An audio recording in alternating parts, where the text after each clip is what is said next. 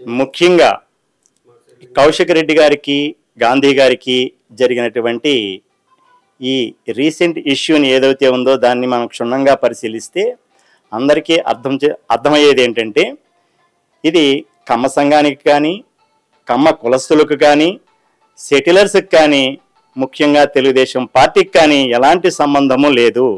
వీళ్ళ personal issues మీద ఒకళ్ళు కోపోద్రిక్తులై ఒకరి మీద ఒకరు విమర్శలు చేసుకుంటూ వీరు దీనిని కులాలకు, ముఖ్యంగా కమ్మ కులానికి, తెలుగుదేశం పార్టీకి అనే కోణంలో ముడిపెట్టడం చూస్తున్నాము.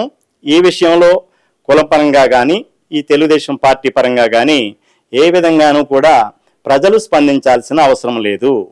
ఈ చొరవ, ఇలాంటి చొరవ 11 గంటలకి నేను వస్తాను మీ ఇంటికి, నువ్వు రాకపోతే 12 గంటలకి నేను వస్తానని ఇంత స్పీడ్గా స్పందించడము లాంటిది ప్రజా సమస్యల మీద స్పందించి ఉంటే ప్రజలు ఎంతో హర్షించేవారు, మీకు మరిన్ని మార్కులు వేసేవారు మీ పనితీరు పట్ల.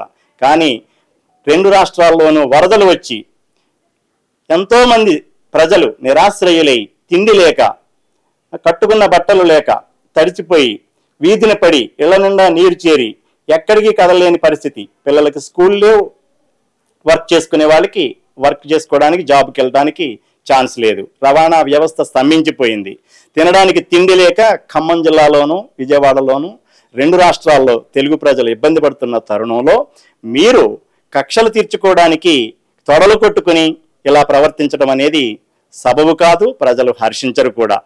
ఇదే చొరవని ప్రజా సమస్యల పట్ల ఎక్కడైనా మీరు ప్రదర్శించి ఉంటే, ఎక్కడైనా ఈ వరదల్లో చిక్కున్న ప్రజల్ని పరామర్శించడానికి మీరు వెళ్ళి పరామర్శించినా, వారికి సౌకర్యాలను ప్రభుత్వం తరపు నుంచి ఏర్పాటు చేయడంలో మీరు ప్రయత్నాలు చేసి ఉన్న ప్రజలు హర్షించేవారు. కానీ మీరు వాటిలన్నింటినీ గాలికి వదిలేసి మీ సొంత వ్యవహారాలను ఒకరి మీద ఒకరు పంతాలకి పోయి వందలాది కార్లను వేసుకుని ఒకరి మీదకి ఒకరు దండయాత్రకి వెళ్ళటం చూస్తుంటే ప్రజలు నవ్వుకుంటున్నారు. ఇది సిగ్గుచేటు, ఇది ఎవరు క్షమించరు కూడాను, ఎవరు హర్షించరు కూడాను.